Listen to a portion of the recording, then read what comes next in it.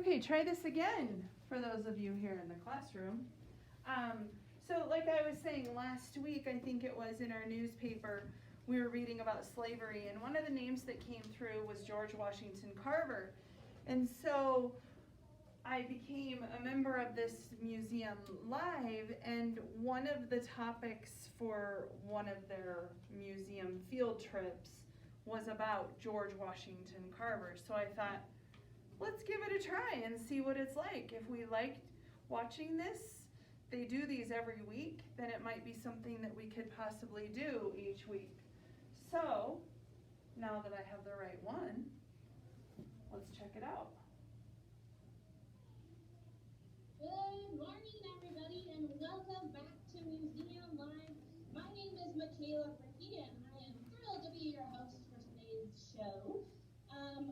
As you know, we are broadcasting live from the Durham Museum, and the Durham Museum used to be a train station. It opened up all the way back in 1931, and it was a train station until 1971, and that's when it closed, and then a few years later, it reopened as a museum. And today at the museum, we have an awesome show planned for you. But before we get started, I would like to make a few special shout outs to some of the classes that are joining us today. So Mrs. Gist's class at Falls City South School, hi to you guys. Miss Neiman's third grade class at Cedar Bluffs Elementary. Miss Olson's class at Holdridge Elementary. Miss Schneider's third grade class at Hayward Elementary. So hello to you guys, and hello to everyone else joining us today. We're so happy you're here for our show today. And just a few quick reminders before we get started. We are live from the museum right now, which is why we have all of you muted. So you can hear all of us and see us better throughout the program. If you have any questions, you can use that chat box feature that goes directly to Paige, our behind the camera coordinator there. And she can relay any of that information to me throughout the show. If you want to have any comments throughout the show, you can use that, and we can feature your comments live. So use that chat box. We love to use that feature throughout the show. Lastly, do make sure your screen is in presenter mode so you can see me and all our awesome guests that we're going to have today. All right, so we'll go ahead and get started here. We're super excited. We have a special guest speaker today for our first segment that we were able to connect with our special Zoom technology in American Historical Theater with their help. We were able to go back in time and connect to our special guest today, George Washington Carver. Hello, Mr. Carver, and thank you so much for visiting with us today. Oh, good morning, Malika. How are you? Good. How are you?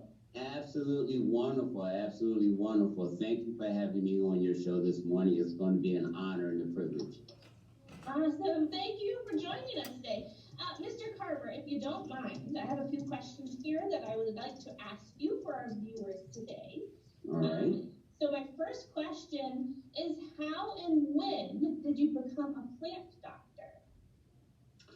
Well, for you and for your audience, I don't know if you are quite aware, but I was born a slave, and my mother and sister and I were kidnapped, and my mother and sister were sold away, but I was retrieved and brought back to the Carver farm.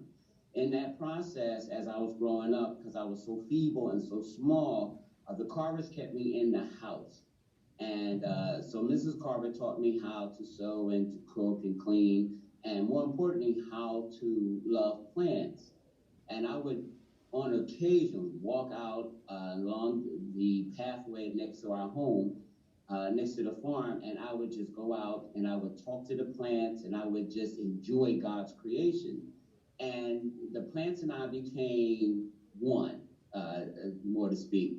So much that everyone in the area, in the neighborhood, would bring their plants, or they would call me and ask me to come over and look at their farms and see what was wrong with the crops.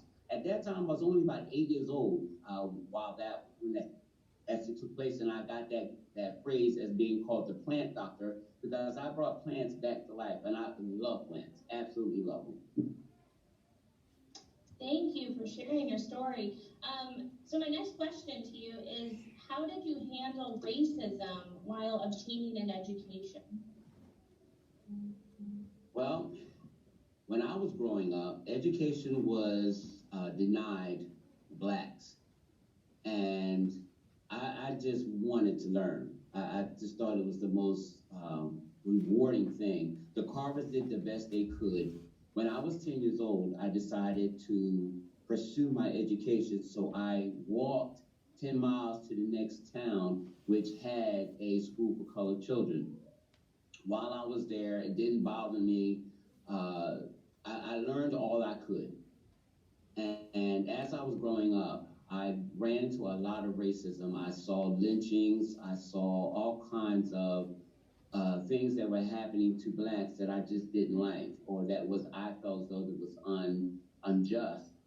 So instead of me reacting to it in a negative way, I looked at it as a means to encourage me and to help me to overcome and to achieve my goal. My goal was to get an education. I didn't allow anything to keep me or to hinder me from doing that. Even though after I graduated from high school, I was accepted at a college, and when I arrived at the college, the um, the dean saw who I was and denied me admittance because of the color of my skin. Right then, instead of I spent all my money, instead of me fighting and having a arguing with the man, I created a new business. I sat right there and I was able to buy a piece of land, and I grew some crop, and I sold food to the students there at the college. And I also I started a laundry business, and I created a life for myself. When I was able to move on, I left. I ended up at Iowa State. I was asked to, I had an opportunity to attend their agriculture college and became the first student, first black, not only to attend the college, but to graduate with a BS and to get my master's degree. And then I became a member of the staff. So I never allowed the ignorance of racism to keep me from doing what I wanted to do, and that was to maintain my education. And of course, I ended up at Tuskegee, and it's you can just see how the Lord continued to bless me throughout my career. Thank you, thank you. I just want to finish with the last question here. Unfortunately, we don't have enough time to go deep into your story, and there's just so much that we can learn from your story. So I encourage everyone out there to research more and look more into George Washington Carver's story. But what message do you have for young people? Whatever you do, stand firm, believe in yourself, trust that God will guide you and lead you. If you have a dream, stand firm on that dream. You know, don't allow anyone or anything to keep you from achieving what your goals are. Set those goals, believe in yourself, make sure you obey your parents, do what's right, and be truthful and honest. And I guarantee you, hard work will come. It's hard. Sometimes you may not see the end, but it will. You will achieve the goals that you set for yourself if you just trust and believe in who you are. Thank you so much, Mr. Carver. That was great advice to our young people. And thank you again for joining us, and American Historical Theater for bringing you to us and just taking time out of your busy day to visit with us all here. Now, everyone connecting with us today, keep in mind what Mr. Carver said today, because that'll help you out with our little challenge or our activity that we're going to leave you with at the end of our program. All right, so we learned that Mr. Carver had solved a lot of scientific mysteries with plants in particular in order to help people with planting and farming. So we want all of you to test out your mystery solving skills with our next segment, History Mystery. Hey Gretchen, what history mystery can you help us solve today? Hi Michaela. So for over 100 years, folks in the heart of African swamps have been reporting something big, really big, with wings and jagged teeth. But what is this thing? It's come to be known as an animal called the Congomado. And not everyone agrees on what the Congomado is exactly. Some people think it could be the hammer-headed bat, which is a mech bat that has a wingspan of over 3 feet. Another common belief is that it is a shoe-bill stork, which is a giant bird that's been known to fight crocodiles. And others believe it's a pterosaur, which is a close cousin of the dinosaur and is believed to have gone extinct, but maybe not. Think pterodactyls. Reports of the Congamado sightings have always had several things in common. There's always a long tail, an enormous wingspan, and this creature always has a mouth full of sharp teeth. Boats are no match for these beasts, and many people who reported seeing them have sustained injuries from their encounter. So, what do you guys all think it might be that are watching up there? What do you think could be in the African wetlands? Let us know in the chat box. Back to you, Michaela. Thank you, Gretchen. Hey, Gretchen, what do you think the Congamado might actually be? Not sure what it might be, but I did Google image search what the hammer-headed bat looks like, and I really hope it's not that, because it is terrifying. All right. Well, thank you, Gretchen. What do you all think this mystery creature could be? There's lots of different mysterious creatures that humans have had interactions with throughout history and still today. So what do you think the Congamado might be? You can let us know in the chat box. We would love to read your guesses. All right, so that brings us to, speaking of spooky things, Collections has another spooky artifact for us down in collection storage. Hey, Collections, what spooky thing do you have to pull out for us today? Hi, I'm Kristen. I pulled out some hair jewelry. That's not jewelry for your hair, it's actually jewelry made of hair. People were making jewelry out of hair for centuries, and then it became really popular in the 1800s because Queen Victoria of England, when her husband died, she went into mourning where she wore a lot of black and just kind of showed how sad she was about her husband's death. And it became very popular to wear the hair of family members that had passed away. You would also sometimes make jewelry out of hair of family members that may have just been like really far away from you, if you had an aunt or a cousin, something like that. So we just have some examples here. People originally would send hair to professional jewelry makers to make it into the jewelry. So it was really expensive and kind of something only the rich people could do. And then they were also kind of nervous that they were getting strangers' hair, that it wasn't all their family members. It may just be some random stranger's hair that was also at the studio. So later on in the 1800s, they published books showing people how to make it at home. And so these are just some examples. This is a ring that's made out of hair. It has a little buckle. I don't know if you can see it on the camera, but it says mother on there. So it's likely made out of the wearer's mother's hair. This here is also a bracelet. I grabbed this one because you can kind of see it's unraveling a little bit. They liked using hair in jewelry also because it holds up longer. Like this is almost 200 years old and it's still pretty strong. It's fraying a little bit, but it's still pretty strong. This is a cross pendant that someone would wear on a chain, kind of like a crucifix or a cross that people still wear nowadays, but made out of hair. And then this one is another bracelet that's kind of woven a lot all together.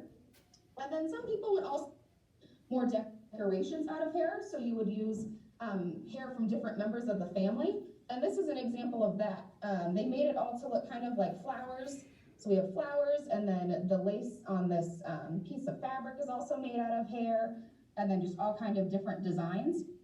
And then you can see it's written down here who in the family it came from. So it's, you know, this aunt's children or this sister, things like that. So they would keep that in the house to remember family members that had either passed away or maybe were just in different parts of the country or different parts of the world. So you would have some sort of memory of that family member or close friend. It was especially popular kind of before photographs, so you couldn't have a picture of your grandma, but you could have a lock of her hair and remember her that way. Back to you, Michaela. Awesome. Thank you, Christian, for showing us. I always love seeing the hair jewelry that we have. It's such a unique part of our history. Now, if that doesn't get you in the Halloween spirit, then I don't know what will, but that is enough spooky for us today. We are going to head over to our permanent exhibits next. For our exhibit feature with our correspondent, Gretchen. Where are you today, Gretchen? I'm standing outside of our covered wagon here at the museum because I wanted to talk to you all a little bit about pioneer life and specifically the life of exodusters. Now, if you don't know what an exodustor is, they were freed slaves who, shortly after the Civil War, decided to leave the hardships of the South in the hopes of taking advantage of the Homestead Act and starting a new life in the West, or what we now call the Midwest. In short, the Homestead Act promised land to anyone who was brave enough to come on a Western settlement. Now, this is very appealing to the African Americans living in the South at this time because even though slavery was now outlawed, they were still not being treated very well, and they were not treated like full citizens of society in the South, so they wanted to get out of it. Now, to take advantage of the Homestead Act, you had to meet 3 requirements. You had to be 21 years old, you had to be a citizen of the United States, and you had to be the head of your household. Now, first, African Americans could not apply for the Homestead Act land because they were not considered full United States citizens. It wasn't until 1866, which was 4 years after the Homestead Act was passed, that the Civil Rights Act was passed. And the Civil Rights Act of 1866 extended citizenship to all people born in the U.S., regardless of race, color, or previous condition of slavery. Now, the largest migration of exodusters from the South happened in 1879. Kansas was a really popular destination for many of these people because they had heard about the people in this state actually fighting to keep slavery out of their state. Now, a common route to get to Kansas from the South was to get themselves to St. Louis first. So they would do that either by taking a boat or a train, or some would even go by foot if they didn't have money for a ticket on a train or a boat. And once they got to St. Louis, they had another challenge of figuring out how to get from St. Louis to Kansas City. And that could be a really difficult and dangerous task if you didn't have money. So some traveled by train, some traveled by wagon, like this one, and some traveled by boat, and then some even traveled on foot. Now let's take a peek at what's inside this covered wagon.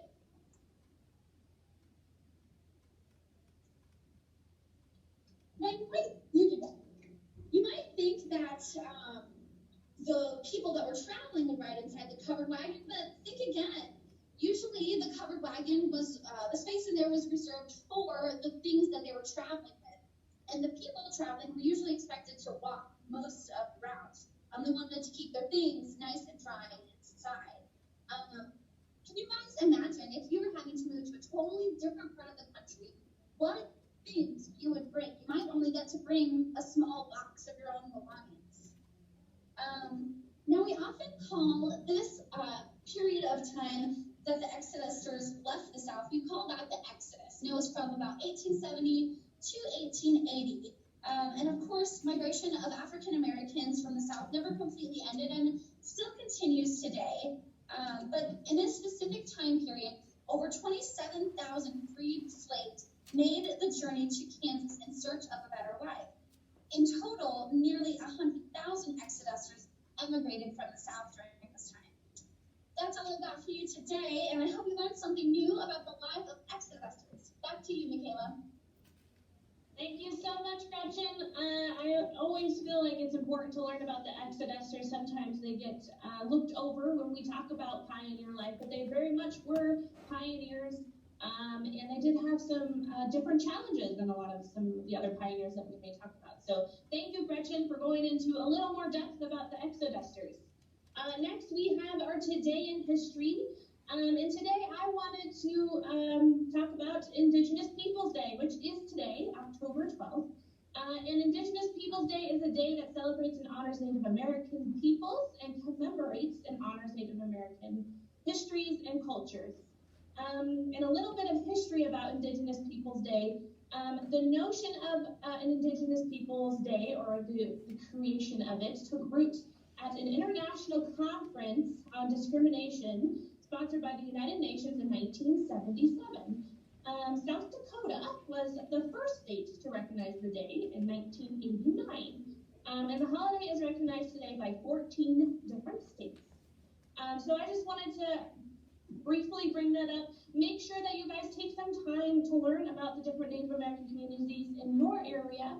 and give some just to celebrate Native American cultures and histories in our spaces. All right, so that brings me next to our sports feature, which we have our correspondent Taylor for. Thank you so much for joining us today, Taylor. What sports news do you have for us today? Hi, Michaela.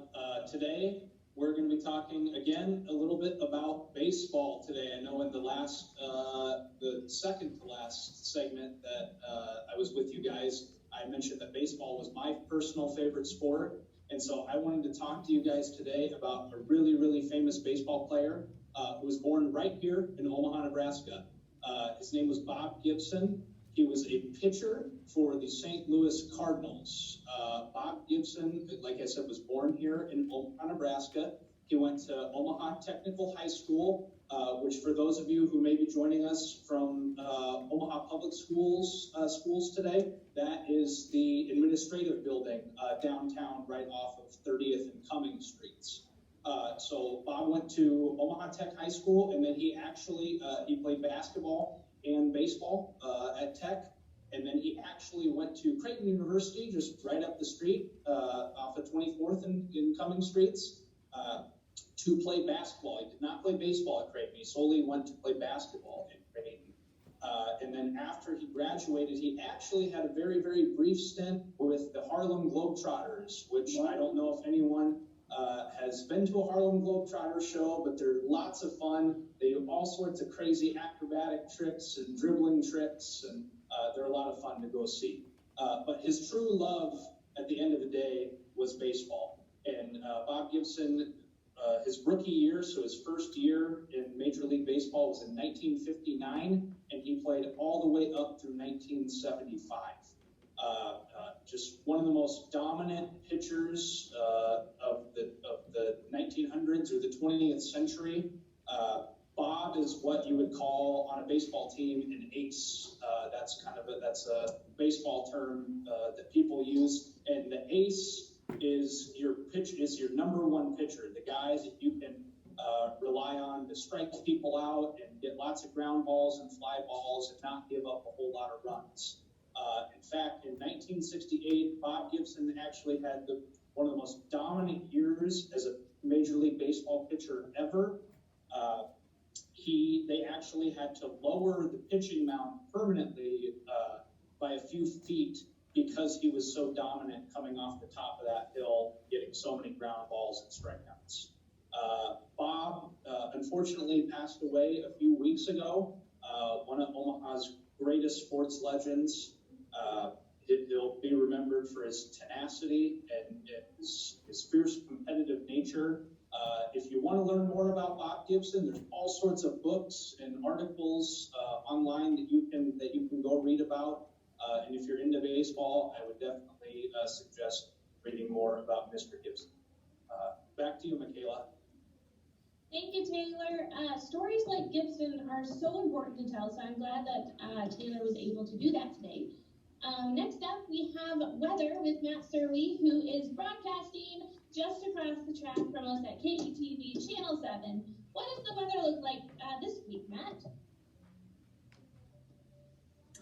Well, I'm actually going to talk about the weather that we had last night because a lot of you might have gotten woken up by this, or in some cases you might have kept staying up because of the storms. I slept all the way through this. My alarm goes off at 1:40 in the morning because I have to be at work pretty early. So I was asleep when these storms came through last night, but gave me a good idea to talk about lightning because there was a lot of lightning with these storms that came through last night, and you definitely heard the thunder that came with it as well.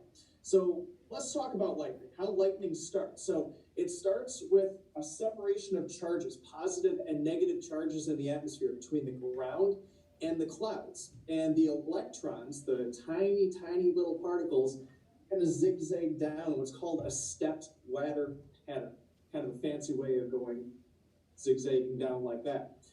As the leader, that part that comes down from the cloud, gets a little bit closer toward the ground, it draws up that positive charge. That's called the streamer. And where the streamer and the leader meet, you get this really powerful electrical current that comes together. And we see what's called the return stroke. That's basically the energy going back up into the cloud, and it travels at 60,000 miles per second. So almost at the speed of light. And we can see it flash several times because that process might repeat a few different times as well. And that's the lightning strike. And this whole process that starts with the electrons dropping down all the way to the lightning strike takes less than a second. So it's really, really fast. And that's the reason why we have lightning and thunder, because the lightning causes things to warm up so fast. And when air warms up, it spreads out.